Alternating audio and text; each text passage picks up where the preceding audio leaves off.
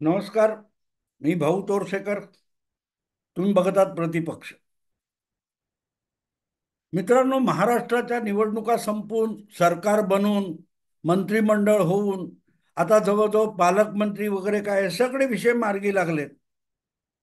पण मंत्रिमंडळ होऊन सुद्धा, मंत्रिमंडळाचा शपथविधी होऊन सुद्धा 1 महिन्यापेक्षा अधिक काळ झाला आणि ज्यांची वर्णी मंत्रिमंडळात लागली आणि ज्यांची लागली नाही याच्यावरून जी धुसफूस चालू होती आणि बंड वगैरे काय काय काय काय बातम्या ज्या रंगवल्या जात होत्या, त्या सगळ्या बातम्यांमधली हवा निघून गेलेली आहे.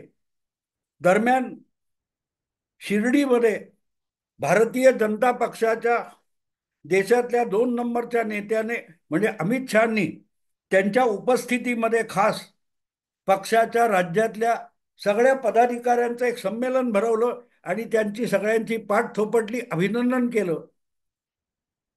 फक्त भाजपचे नव्हे तर मित्र पक्षांचे उमेदवार सुद्धा तितक्याच ताकदीने निवडून आणण्यासाठी भाजपच्या कार्यकर्त्यांनी जी निवडणुकीत मेहनत घेतली त्यासाठी अमित शहानी प्रत्येक कार्यकर्त्याचं कौतुक केलेलं आहे. आणि जो काही विजयोत्सव साजरा करायचा होता तो आपापल्या जागी व वेगवेगळ्या प्रकारे झाला होता.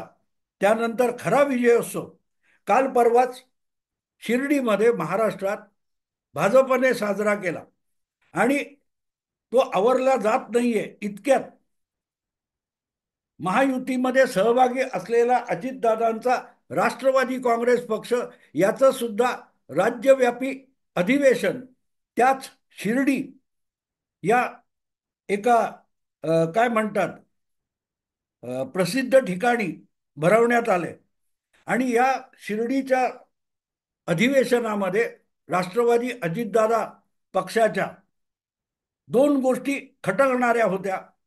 एक म्हणजे सध्या राष्ट्रवादी काँग्रेस पक्षाचे आणि अजितदादांच्या विश्वासातले मानले जाणारे मंत्री धनंजय मुंडे यांच्या विरुद्ध संपूर्ण महाराष्ट्रामध्ये एक प्रचंड काहूर माजलेला आहे. संतोष सोनावणे नावाच्या परळी बीड भागातल्या एका सरपंचाचं हत्याकांड झालेलं आहे, भीषण हत्याकांड झालेलं आहे. आणि त्यावरून रोजच्या रोज नवनवे खुलासे होत आहेत.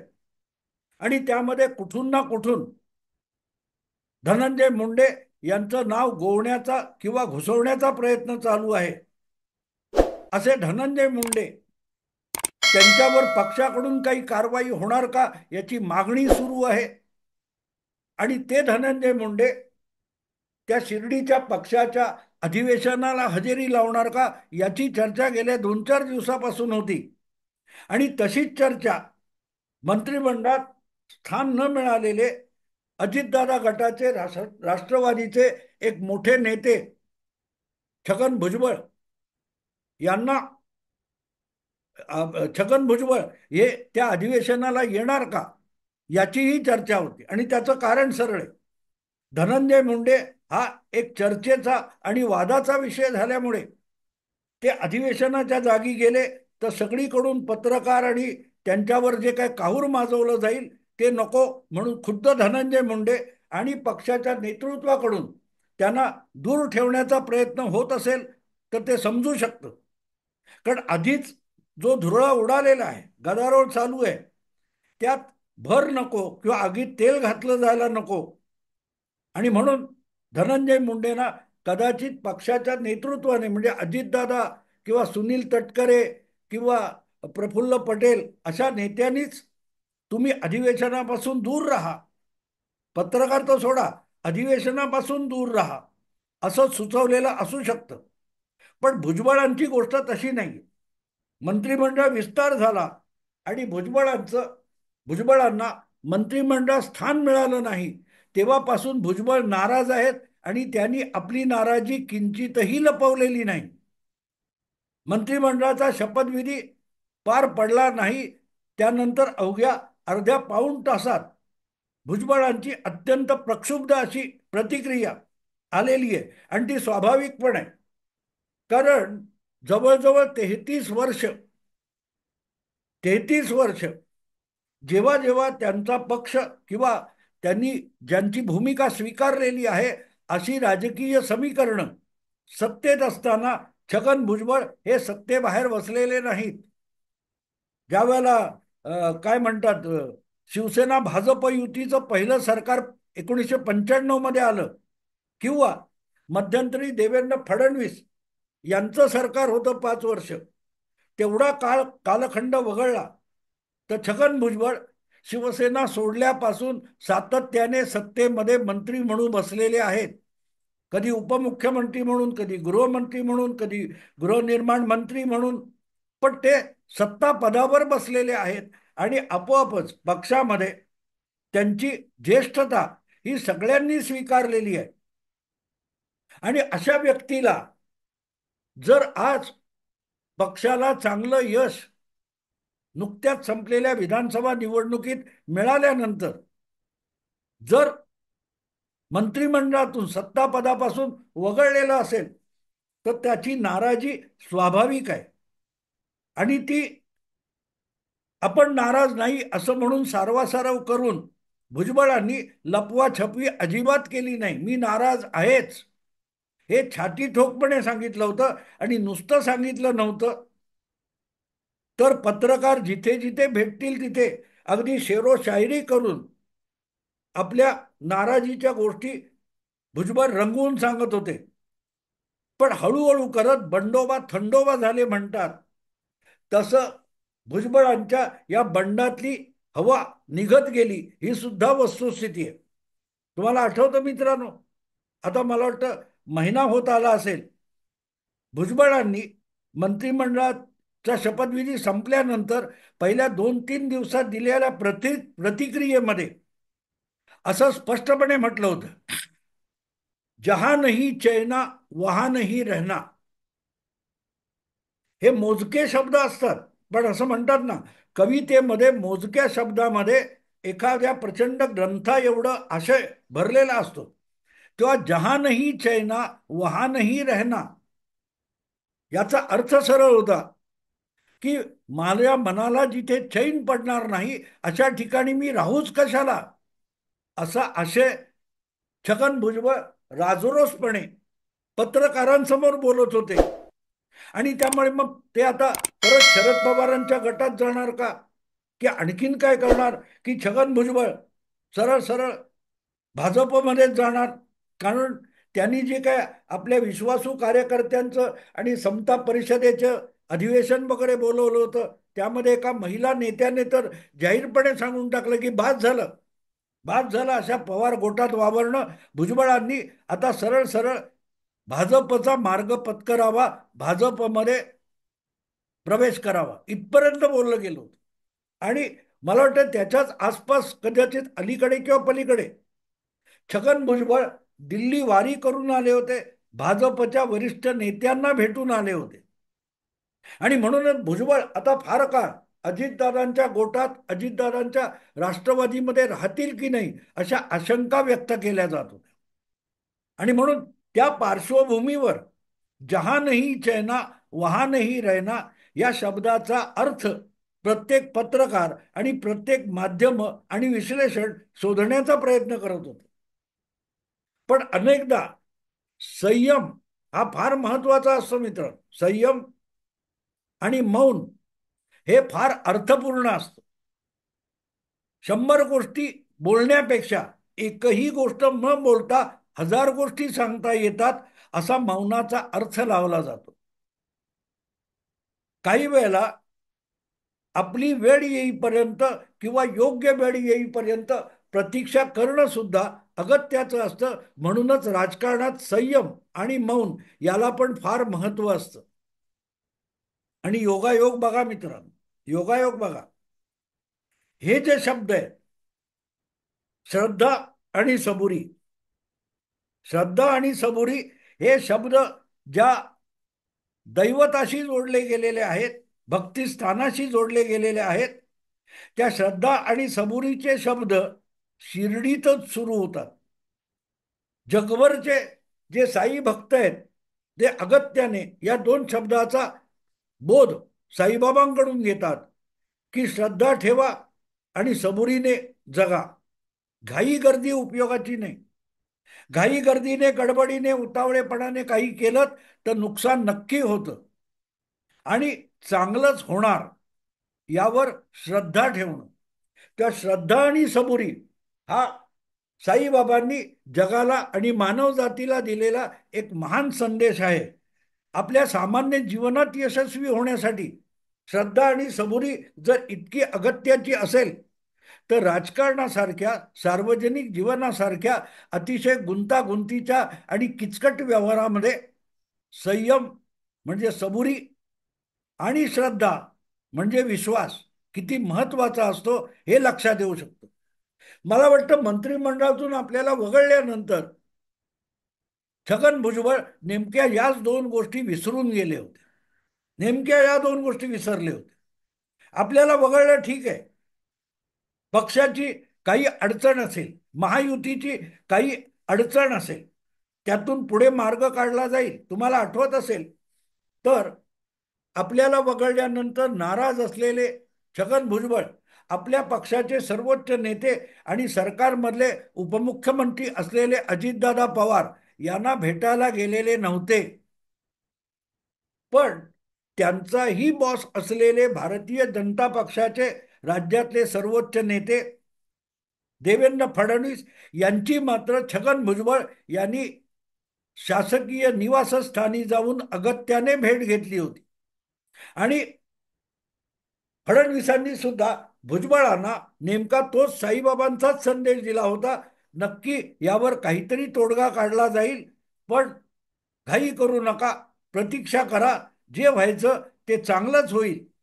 हे जो काय सल्ला किंवा खुलासा खुद्द भुजबळांनी देवेंद्र फडणवीसांच्या भेटीनंतर व्यक्त केला होता तो योग्य होता असं दिसतं. कारण तो सल्ला आता भुजबळांनी स्वीकारलेला दिसतो. कारण हे जे आता निवडणुका संपल्यानंतर अजितदादा गटाच्या राष्ट्रवादीचं पहिलं राज्यव्यापी संमेलन शिर्डीमध्ये भरते, तिथे सुद्धा नेमक्या त्याच भावनेतून छगन भुजबळ पोहोचलेले दिसतात. कारण धनंजय मुंडे येणार की नाही याची चर्चा होती. तशीच भुजबळ सुद्धा अजितदादांवरचा आपला राग आणि रोष व्यक्त करण्यासाठी या पक्षाच्या राज्यव्यापी अधिवेशनाकडे पाठ फिरवतील असंही बोललं जात होतं. किंबहुना प्रकृतीचं कारण देऊन छगन भुजबळ शिर्डीकडे पाठ फिरवतील असं म्हटलं जात होतं. पण कदाचित असंही झालं असेल की शिर्डी म्हटल्यानंतर पहिल्यांदाच छगन भुजबळांना साईबाबा आठवले असतील आणि साईबाबा आठवल्यानंतर त्यांच्या प्रतिमेच्या दोन बाजूला लिहिलेले ते शब्द आठवले असतील, श्रद्धा सबुरी. आपण उतावळेपणाने काही करण्यापेक्षा श्रद्धा ठेवली, चांगल्या गोष्टी घडतील या भूमिकेवर आणि संयम राखला तर आपलं सुद्धा कल्याण होऊ शकतं. हे खुद्द साईबाबा सांगतायत. हे लक्षात येऊनच भुजबळ हे साईचरणी साईबाबांना शरण म्हणून शिर्डीला पोहोचले. अर्थात शिर्डीला जाणारा प्रत्येक भक्त हा साईबाबांना शरण जातोय सत्य आहे, पण छगन भुजबळ हे शिर्डीला साईबाबांचं दर्शन घ्यायला गेले असं नाहीये. भुजबळ आत्ता ज्या मुहूर्तावर शिर्डीला पोहोचले तेव्हा त्यांच्या पक्षाचं राज्यव्यापी अधिवेशन किंवा संमेलन हे शिर्डीत चालू आहे. आणि त्यामुळे शिर्डीत राष्ट्रवादी काँग्रेस पक्ष अजितदादा गटाच्या निमित्ताने बाबांपेक्षा, साईबाबांपेक्षा महत्वाचं चेहरा किंवा व्यक्तिमत्व म्हणजे पक्षाचे राष्ट्रीय अध्यक्ष अजितदादा पवार हेच आहे.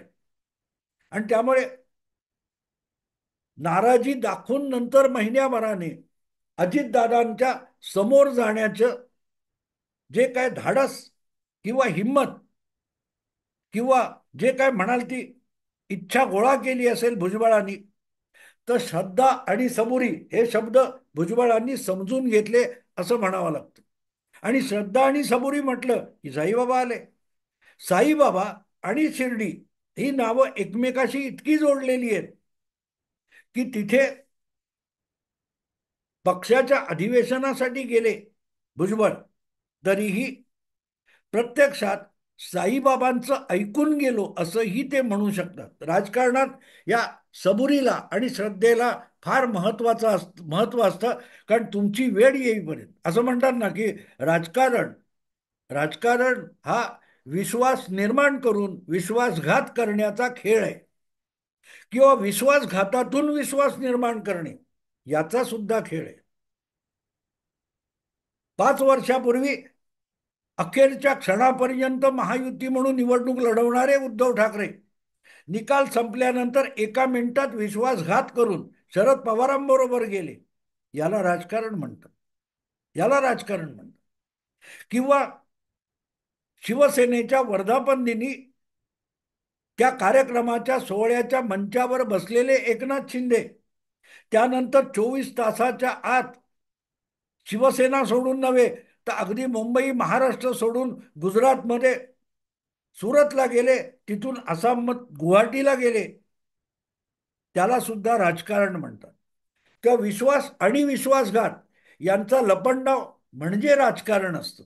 आणि ह्या सगळ्या गोष्टी करताना भयंकर टोकाची श्रद्धा, टोकाचा आत्मविश्वास आणि टोकाचा संयम, सहनशीलता हे फार मोठे सद्गुण मानले जातात. सद्गुण मानले जातात. आणि म्हणून जे छगन भुजबळ हे जहा नाही चैना वहा नाही रहना हे उतावळेपणाने बोलले होते, तिथून माघार घेत घेत घेत शेवटी साईबाबांच्या चरणी लीन झालेले आहेत. अर्थात शिर्डीला जाणारा राजकारणी हा साईबाबांचं दर्शन घेत असला तरी त्याचा त्याचा राजकीय भूमिकेमधला किंवा राजकीय स्वार्थामधला साईबाबा किंवा आराध्य बाबा वेगवेगळा असतो. वेगवेगळा असतो.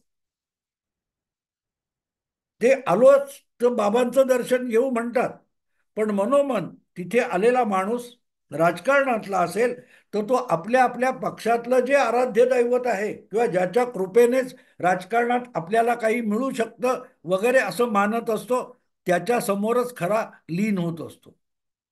मला असं वाटतं की ज्या प्रकारे छगन भुजबळ यांनी आपला सगळा राब लोक गुंडाळला आणि शिर्डीकडे आपला मोर्चा वळवला, त्यानंतरही छगन भुजबळ बोललेत, प्रतिक्रिया दिलेली की मी शिर्डीला जातोय, पक्षाच्या राज्यव्यापी संमेलन अधिवेशनाला जातोय. याचा अर्थ नाराजी संपली असा अजिबात होत नाही. मित्रांनो, नाराजी संपलेली नसताना सुद्धा तुम्ही पक्षाच्या अधिवेशनाला जाणार आणि तिथे आपल्या पक्षाच्या प्रमुखासमोर बसणार किंवा त्या मंचावर बसणार, तर मग पुढे काय करणार हा प्रश्न येतो. मी मुद्दाम तुम्हाला असं एक आठवण करून देतो, प्रसंग आठवा. शरद पवारांनी राजकारणातून निवृत्त होण्याची 2 मे 2023 घोषणा केली आणि नंतर ज्या गडबडी झाल्या होत्या त्यानंतर परत एकदा पक्षातच राहायचं ठरवलं, अध्यक्ष राहायचं ठरवलं आणि दिल्लीमध्ये पक्षाचं राष्ट्रीय अधिवेशन घेतलं. तेव्हा प्रफुल्ल पटेल आणि सुप्रियाताई या दोघांना एकाच वेळेला 2 कार्याध्यक्ष म्हणून घोषणा केली.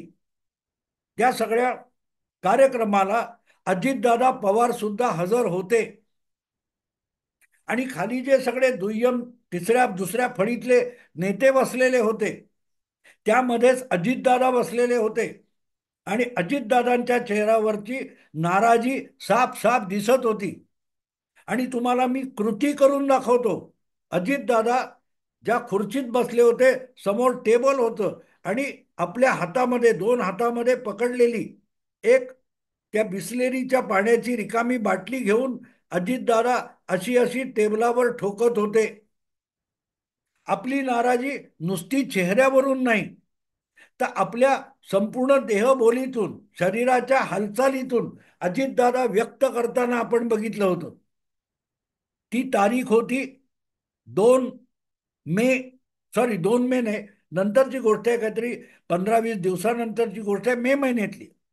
पण त्यानंतर 5-6 आठवड्यामध्ये अजितदादांनी आपल्या काकांच्या विरुद्ध बंड केलं.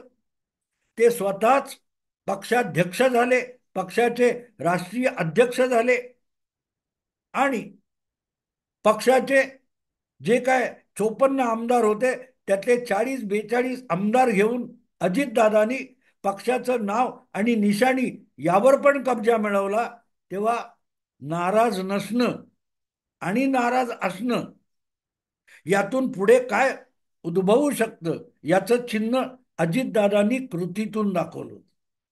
भुजबळ जेव्हा म्हणतात की मी शिर्डीला जातोय, याचा अर्थ नाराजी संपली असं नाही. तर मग जहां नहीं चैना वहां नहीं रहना हे शब्द आजही व्हॅलिड आहेत का, याचा विचार करावा लागतो. आणि तिथे जाऊन तुम्ही करणार काय आहात? भुजबळ काय करतील हे मलाही माहिती नाहीये. पण एक गोष्ट आहे, आपल्या बंडामध्ये पहिल्या 2-4 दिवसामध्ये जी हवा होती ती हवा आता राहिली नाही, याची कबुलीच एक प्रकारे शिर्डीला जाऊन छगन भुजबळांनी दिले, हे मान्य करावंच लागेल, मान्य करावं लागेल. अर्थात वय पण आता छगन भुजबळांबरोबर नाहीये आणि वय नसेल तर मग साथीदार सुद्धा सोबत राहत नाहीत, ही वस्तुस्थिती आहे. ज्या प्रकारे कधी काळी पवारांबरोबर शिवसेना सोडणारे वगैरे वगैरे लोक होते, ते सुद्धा आज भुजबळांबरोबर टिकणार आहेत का, यावर सुद्धा प्रश्नचिन्ह आहे. आणि म्हणून बंडोबा थंडोबा झाले का, की श्रद्धा आणि सबोरी समोर छगन भुजबळांनी आपली नांगी टाकली, याचा शोध पुढच्या काही दिवसात घ्यावा लागेल. आत्ता मी इथेच थांबतो. आवडलं लाईक करा, शेअर करा आणि प्रति पक्षला सबस्क्राईब करा. नमस्कार.